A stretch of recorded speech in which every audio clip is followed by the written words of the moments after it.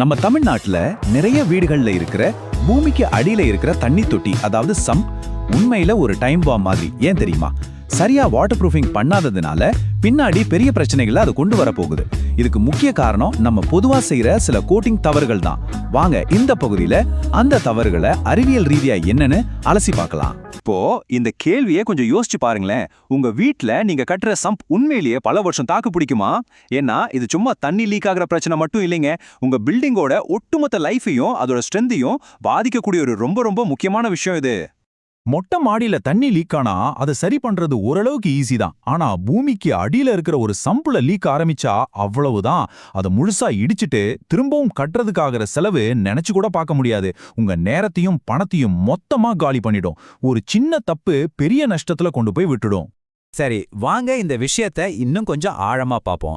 இனிமே local contractor சொல்ற யூகத்துக்கெல்லாம் இங்க இடமே இல்ல.